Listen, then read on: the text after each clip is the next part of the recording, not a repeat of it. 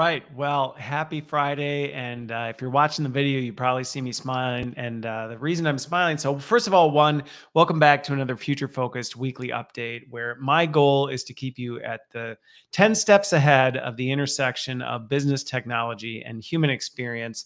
And I'm looking forward to going through these rundowns again today on here. And for those of you who are benefiting from this, I would just encourage you, please, it helps me out if you go give it a review or if you send it to someone and say, hey, check this thing out. It'll help you stay ahead of the curve. It'd be greatly appreciated by me. But the reason I'm smiling is because I got all the way done recording this, started doing some post-production work, and realized that I had the wrong microphone turned on. So any creators out there, you probably are cringing right now because you know that feeling when you get it back and you go, oh no, I've made a huge mistake. And so I did try to do a little post-production work on it. And after listening to it in my headphones, I just said, you know what? I cannot put anybody who's listening to this through this experience. So I am back. Now we're going to run through these updates again. And I've got the right mic hooked up. So at least I don't sound like I'm in a fishbowl or like there's been some sort of AI enhancement auto-tune placed on my voice afterwards. So with that, I'm not going to necessarily give you the rundown of what all the topics are today because I continue adjusting on the fly and seeing where things are at based on the timing. So we'll see how many I get through. The list continues to grow. And again, I appreciate all of you who reach out and send me ideas and topics that come across your way. So thank you for that. So the first one I want to hit on is Apple's next big thing. So they are now on record with their next big thing. And if you weren't aware, they were working on automotive stuff. So they had a big investment in automotive. They have completely pulled the plug in that. So many people didn't even know they were doing that. They recently pulled the plug in that. And then everybody was wondering, hey, so what's next then for Apple? What are you going to do to innovate? Where are you going to go after this now that you're shutting that down? And they are on record now saying their focus area is going to be into personal robotics, which is going to be an interesting one to say the least. Analysts are not necessarily super thrilled with the response. A lot of people are talking about the fact that Apple should be more focused on its AI investments and what they're doing there, kind of stay along with the rest of the crowd. I actually have mixed feelings on this. First of all, I think people are missing it when they say AI should focus on AI. Apple is absolutely focusing on AI. If you've been following what they're doing, they've been acquiring some AI companies. They're doing some really interesting things. I think what we're not seeing from Apple, which to me is a very smart business decision, is they're not interested in getting into the game with a lot of the other big players on just kind of the standard generative AI. They're kind of, my understanding of what I'm observing is they're going, do we really want to recreate something that's already been done? And they're specializing in certain areas. I'm seeing it in some of their editing AI and things like that. So pretty interesting what they're doing. So I don't think it's so much that they're saying we're not going to do the AI thing. I think they're recognizing what more and more companies are recognizing is that AI is the new electricity. AI is just embedded and integrated into everything. You aren't necessarily going out and saying our investments in AI. You're saying our investments are in these other things that are powered by or enhanced by AI. So that's where some of the analyst reviews, I'm a little mixed. I don't necessarily agree with what they're knocking after them for. But what's interesting about this is it got me reflecting on this in terms of we're moving into the age potentially of personal robotics. Now, granted, this is just Apple saying this is our next focus area. I think we're a ways out from actually seeing anything, personal robotics in our house. Now, granted, there are some people have. I think I actually have a Roomba somewhere that I gave to my wife as a gift that I don't know that we ever used it. And I'm going to discuss some of the limitations I think we have on personal robotics that are preventing this. In fact, this week I was also looking at a robotic lawnmower that could also be a snowblower type thing, kind of do its own thing, all for good reasons. And I think personal robotics is an area that is under served right now. I think there's some real opportunity in this space. And so I personally actually think it's a smart play by Apple. I'm actually interested to see where some of these other companies start to go, which ties into the trend that I've been talking about around humanoid robots and the massive investment and advancement that we're seeing in humanoid robots. So it's very interesting that Apple's getting into this space. The part that's tough is I've done a little bit of digging, and if somebody else is a better detective than I am, I'd love to hear some more of the details around this, but I couldn't find a whole lot on what their definition of air quote personal robotics means, because that could mean a lot of different things. Technically, the iHome is a personal robotic. I mean, it's got AI, it's a robot inside. You can talk to it and tell it to do things, and it can do it. So they already, in some ways, I mean, technically our iPhones are a personal robotic. So they're already in the space. I'm not quite sure where this is going to go. And I have seen some of these humanoid robot innovations going towards some things like household chores. You know, I've seen them load dishwashers and stuff like that. It's going to be really interesting where it goes. I'm curious what people think and their comfort level with this. My hesitation on personal robotics and why I think it's going to be a while. I don't think we're going to see really useful personal robotics in the like Rosy the Robot type thing for a bit. And the reason for that is we grossly underestimate how incredible human beings are in what we can accomplish. And even even animals, dogs, things like that. We underestimate what goes into some of the things that just are so simple for us. I think of my 1-year-old who, when she wants to come see me in my office, she navigates this little step down over here like it's nothing, which for a robot, the Roomba would just, one, avoid it or just flop over and probably flip on its head and wouldn't know what to do from there. And we underestimate how much goes into actually making some of this stuff work really well, especially at the scale where you can now make this consumer grade for mass consumption type of a thing. So while you might see some YouTube videos, and I've watched a lot of them, of some of these humanoid robots that can do backflips and jump around and some of these other things, it's not as native and intuitive as a human can do it. And so when I think about personal robotics as a dad of 7, 13 and under, I think about my kids, and there are lots of times I ask my kids to do things for their maturity, to help them become more responsible. But I can tell you right now, the help I get from my kids is often not making my life easier. In fact, many times it's making my life more complicated. And when I think about consumer grade personal robotics, for it to be marketable, it has to actually be more work than it's worth to justify the cost and things like that. So if I think about it, if I have a robot that loads or unloads my dishwasher, but half the dishes break and it dumps the other half in the sink again, which is what my kids do. I'm probably not going to spend $10,000 on one of these things because it's just going to be more frustrating. And when I look at where we are right now in terms of some of the maturity and capability of these robotics, they can, I mean, I talked about it a couple of weeks ago. There's robots in the Mercedes manufacturing shop. So there are places these things are already happening. We see them in Amazon, not the humanoid ones, but we see a lot of these things already in and out of this in a commercial grade way. I think when you start setting your sights on personal robotics, you're talking about a lot more nuance, a lot more specificity, a lot more exceptions to the rules. Things aren't nice and predictable when you're talking about personal robotics. So while I'm interested and intrigued to see where Apple goes with this, and the one thing I think even people who might be Apple critics would agree with is usually when Apple goes into something, they do it well. They're not going to release something that's going to be super clunky. And I think they're going to realize, if they have not already, there's a lot of work that has to be done before there's going to be anything that's ready. So we'll see what happens with this, but let's just say I'm not setting aside any money for an iRobot for my, to help around the house anytime soon. But you know what? I've been wrong before, and it'll be interesting to see. And I can tell you right now, with as many Apple products as I have, if anybody's going to create an Apple robot or a robot that's going to be walking around my house helping me with stuff, it's going to be Apple. So guess we'll see what happens with that. But that's the latest on what's happening with Apple.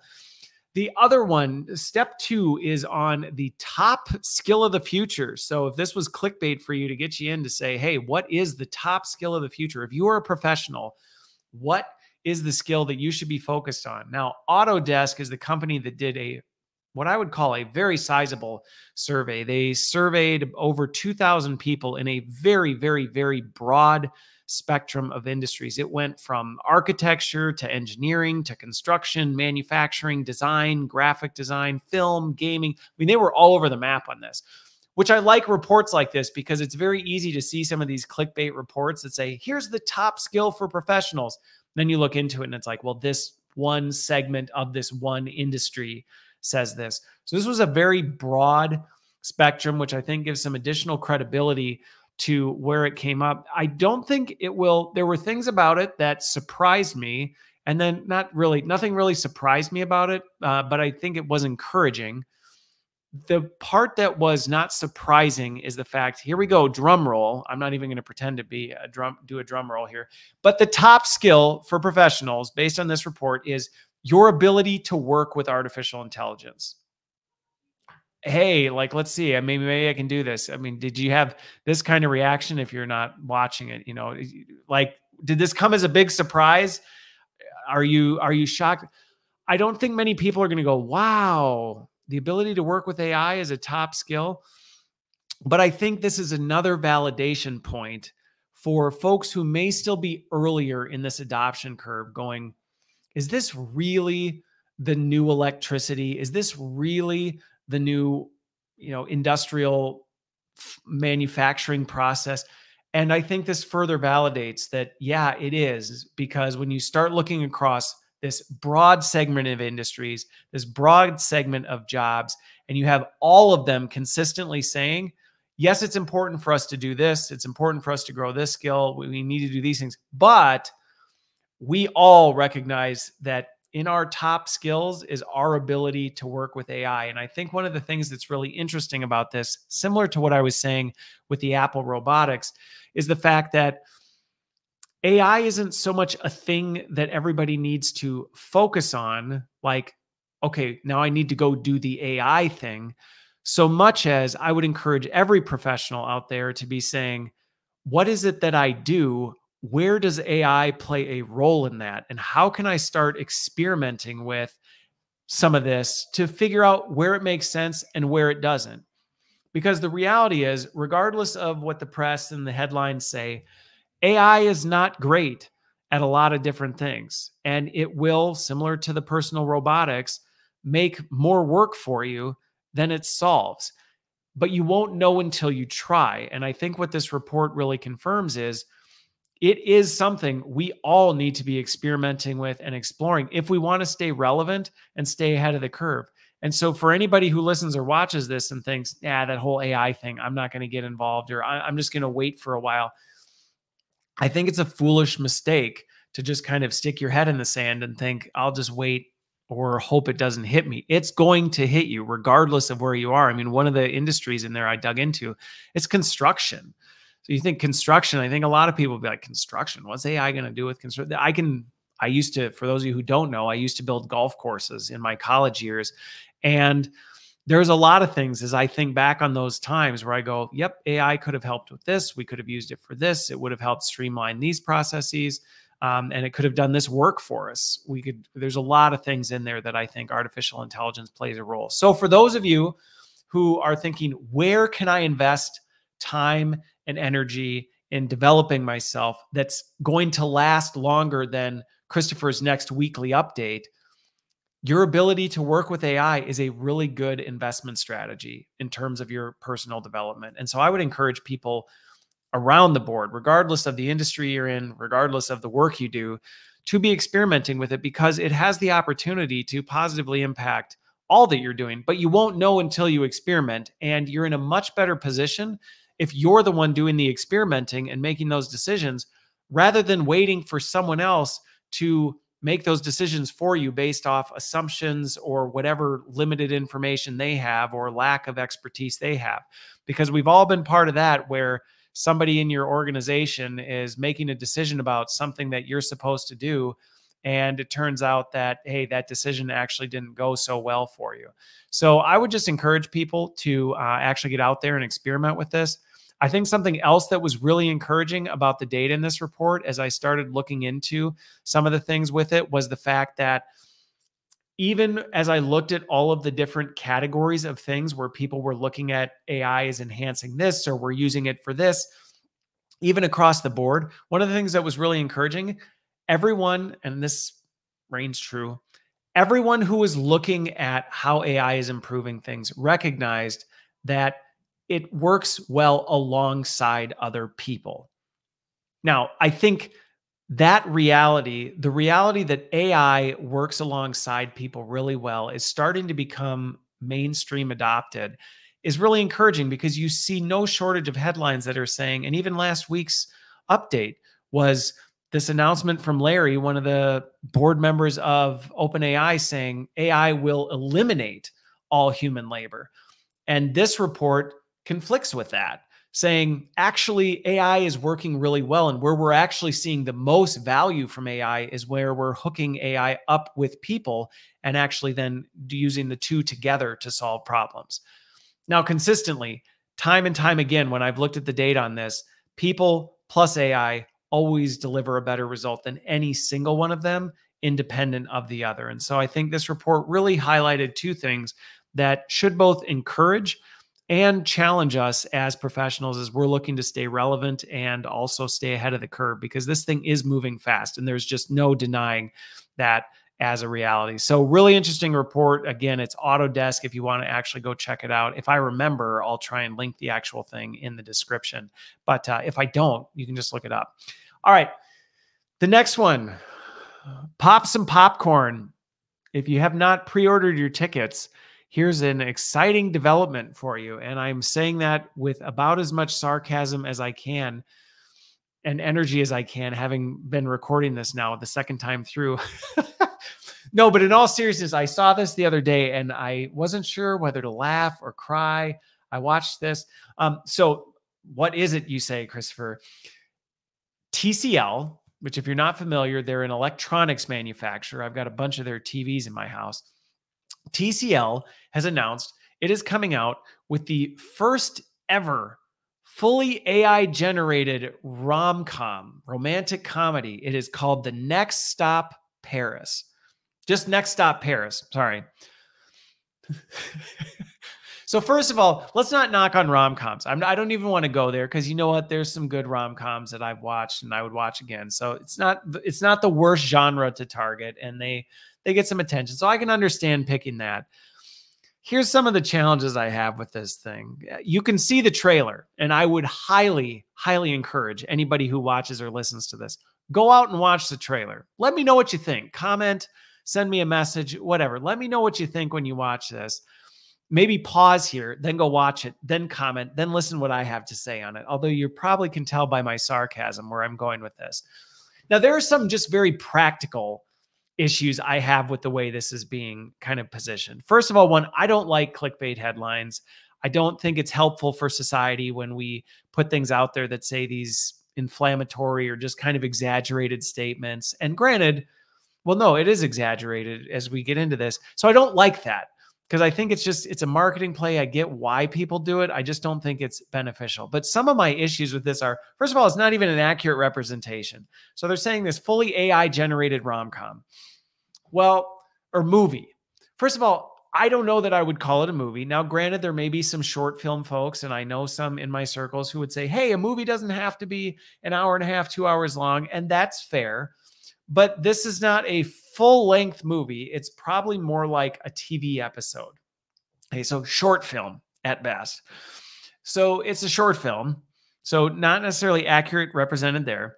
Then saying it's fully AI generated, it's not fully AI generated. Now, when you dig into it, the script of this is supposedly written by a person. The voices are written by a person, which if you didn't watch my live stream from earlier this week, I talked about how AI can be used to clone voices and things like that. So I'm guessing there's probably AI involved with the voices, but it's supposed to be actual people who were the voices for this. And supposedly the music was human. Now, if the trailer is any indication of the people involved in this, and my apologies if you were one of the people involved in this who did this, uh, you might want to change careers. Maybe stick to manufacturing televisions and stay out of the film business, because the script, the voices, and the music were not anything that I think is going to be winning an Emmy or Oscar. I can't keep them straight anytime soon. So let's just say that. I also would be really curious what kind of combination of AI generation in here. If you watch the trailer, you're going to see this. It's a hot mess, to say the least. I mean, to me, this is an example of, if you said, look, AI can do this, and you just said, copy, paste, let AI do it, this is kind of what you'd get. The people look, I don't want to say terrible, but you can definitely tell their AI, and the way they're moving does not look human at all. Their mouths, I mean, the whole thing moves. There's a scene where it pans past what kind of looks like London's Big Ben, and it's a mess. The Roman numerals aren't even the right Roman numerals. They're a garbled mess of like Roman-ish objects. It's not good. The landscapes are all over the map. You're like, wait, did they just literally transfer continents in this scene? The characters look different in every shot. I actually thought it was a whole suite of characters, only to then watch it a couple more times and go, I think those are supposed to be the same people, but they don't look like the same people in every other scene.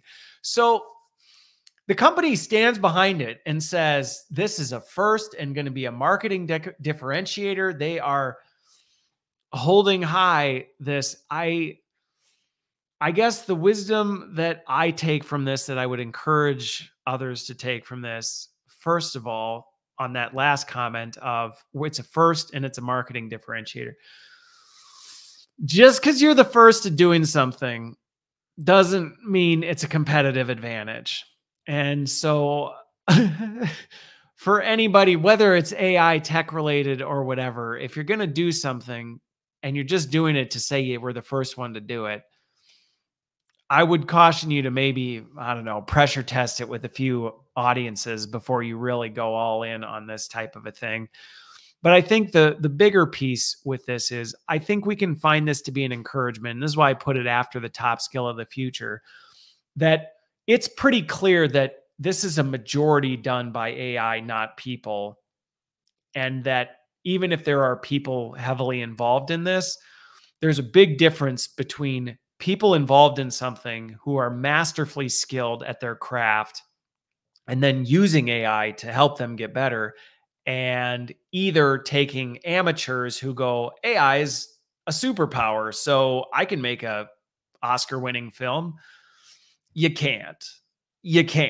And if it truly is fully AI generated, it's a pretty big evidence point that, yeah, AI is not coming to take everything from people. And it goes back to my earlier point.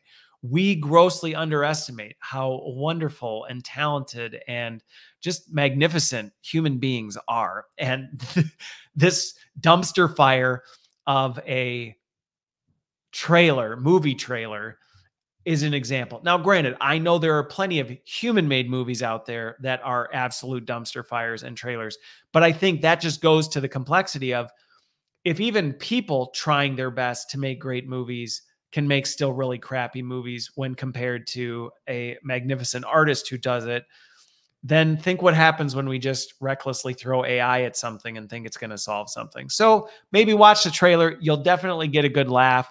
I love watching some of this AI generated stuff and say, pick out the things that make it obvious it's AI.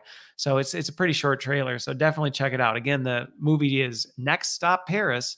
I don't think we're going to see any theaters sold out. But then again, last week I talked about it. People are following AI influencers, and I still can't figure out why. So who knows? Maybe this will be the box office hit of the summer, but I'm not holding my breath. All right. Next up is a research survey, something. Anyway, I don't know how to categorize it. And I know the folks who are very particular about that will correct me on this. But there was a big study. This was brought to my attention by Sean McDowell on his podcast. He was talking about it. And so I took a little time and dug into it. It was on the New York Times. It was a study to 100 companies. This thing was massive. 80,000 resumes across 10,000 different jobs over 2 years. They basically applied to 80,000. They took 80,000 different resumes and applied them to 10,000 different jobs at 100 different companies. And their goal with this was to sniff out how much progress have we made, or where are we at when it comes to hiring bias? And when I say hiring bias, I'm talking about that initial phase where you submit your application and the company determines, company or machine, because again, if you weren't familiar, companies are using AI in many ways to eliminate people right out of the gate. So regardless, it was kind of testing the waters to see how good are companies, or how good or bad are companies at weeding out bias from their hiring process. And so they did this over the last 2 years. The data's out now. And, it was encouraging, and, just a humble reminder, we've still got a ways to go, would be the best way that I would describe it. There was a lot of encouraging components to it. And then there was also just kind of this stark reminder that it's like, we live in a broken world and we've still got some work to do. And that's disappointing, but I guess that's just room for improvement. Here's what it found. Overall, across all of that, there still was almost a 10% bias towards white applicants versus applicants that were presumed Black. And the way they did this, which I don't always think is helpful, but I get what we're trying to do with it. And what they did is if you looked at the resumes, they showed some examples. They used super stereotypical white names on some, and then super stereotypical Black names on others. And so that's really what they were looking for, was would these kinds of things really cause a differentiation in that? And in approximately, 10%, it did. People were selected, or eliminated based on the names on the resumes, whether they were white or Black, which is disappointing. It's disappointing that number, granted, is technically single digits, but we still got some significant bias that we have some room to improve on this. At the same time, where I think we have to be careful is sometimes this stuff, and I see this happening so much, and maybe this is just a reminder for people to check those emotions. And a lot of the stuff I create, I tell people, slow down when you read the headlines and actually take some time to dig into this stuff, because that statistic could absolutely be positioned in a way to be very inflammatory and very divisive, to kind of call out that we still have this double-digit discrimination between whites and Blacks in the hiring process. And I agree that is room for improvement that we absolutely need to continue pursuing.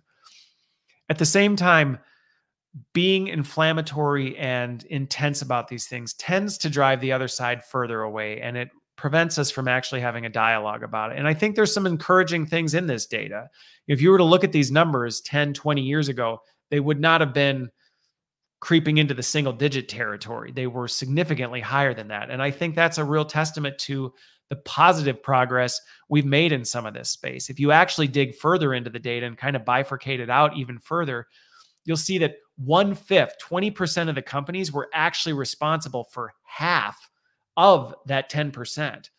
And there were actually lots of examples that showed absolutely zero difference.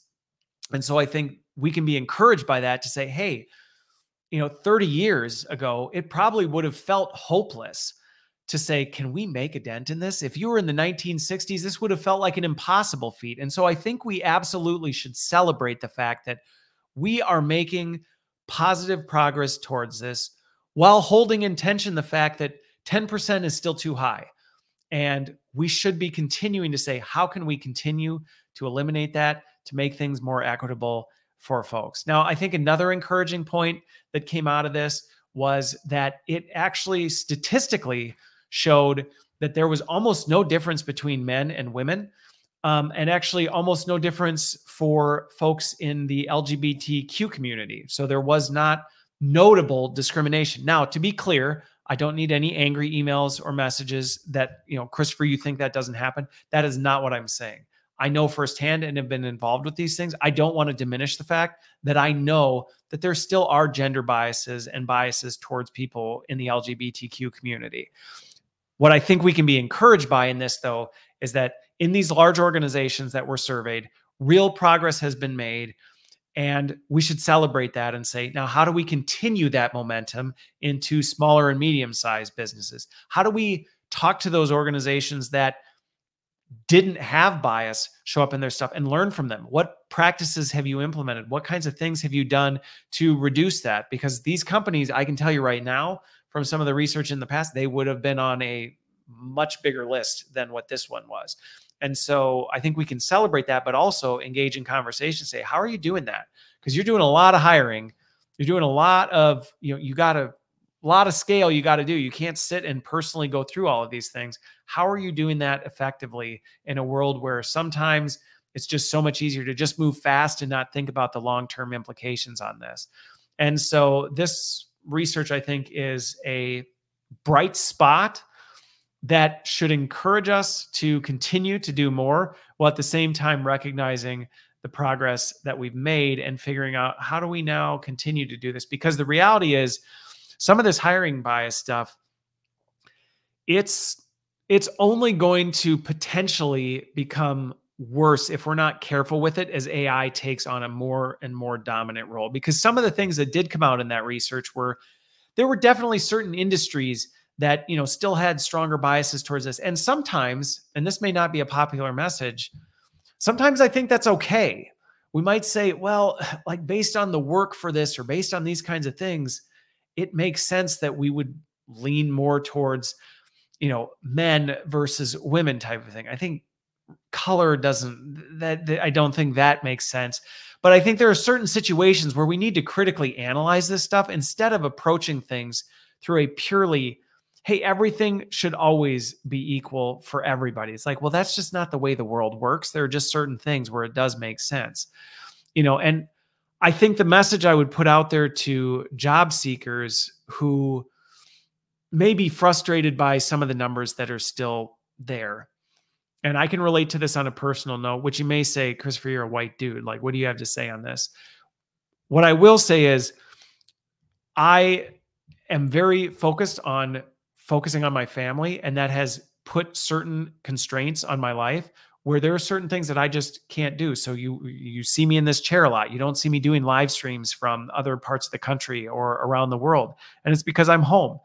And that has definitely limited my career opportunities over the years. And that is super frustrating sometimes. But it's also something that I've had to say, yes, it's a barrier, but it's a barrier that I'm just going to have to fight to overcome. And I may not like it, but I'm going to just lean into it and not be defined by the barriers that others have placed around me. So for those who may be looking at this and still feel discouraged and go, well, like I have a disadvantage.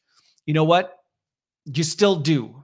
You still do. And there are lots of people who have their disadvantages that they have to overcome. And there's a whole spectrum of diversity where people are having to overcome different disadvantages.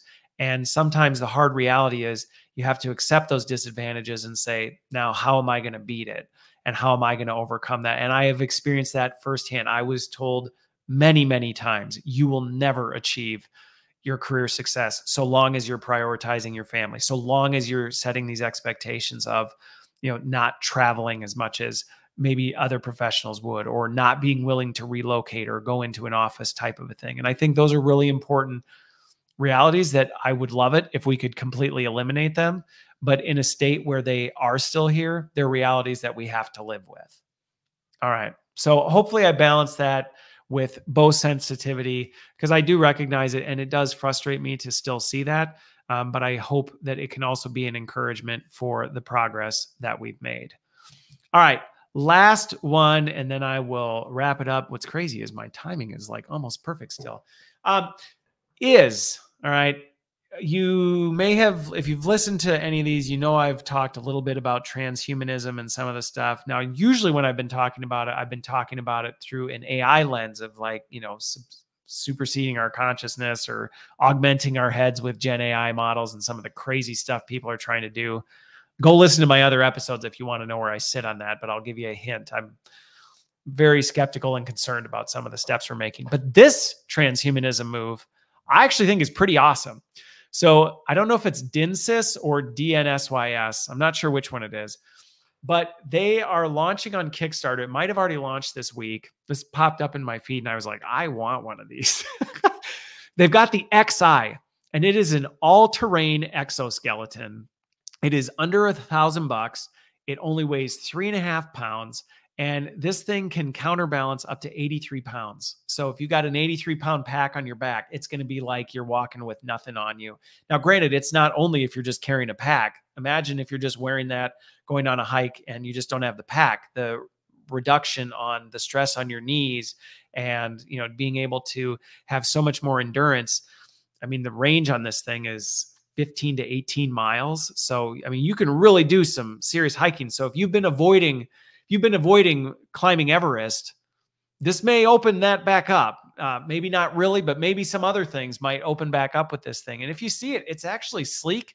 It's slim, pretty easy in terms of what it looks like from some of this. And so this is the kind of stuff that I get excited about when I look at some of these advancements, not just because they're cool, although it is super cool, but I also think about some of the really pragmatic approaches. And maybe some of this is because of my background in growing up in a funeral home, but also as I've gotten older, I start to feel things that I didn't feel before. I get tired sooner than I used to get tired. And so I look at some of this stuff where I go, hey, there are people who probably have limited mobility or maybe can't do certain things that they still would really like to do.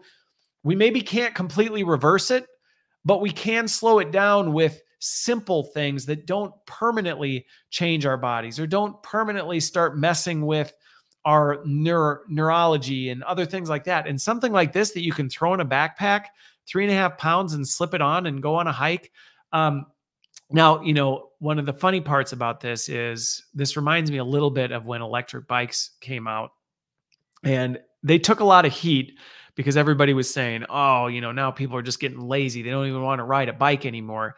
I actually just saw a research study on this, that people who ride electric bikes actually get more fitness gains out of it than people who don't.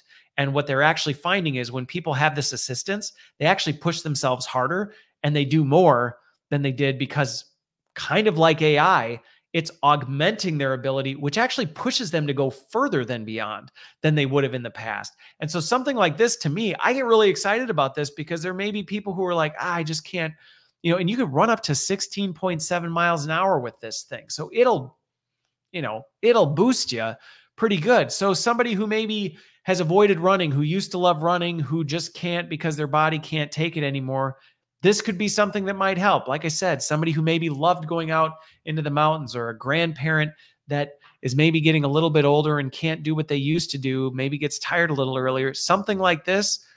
I think it's a super exciting and positive way that we can take technology and augment people in a really healthy way that can then make their lives better. And so to me, I wanted to end this on a really positive note with something that not only was like hardcore cool, super hardcore cool. Like I would order this thing right now.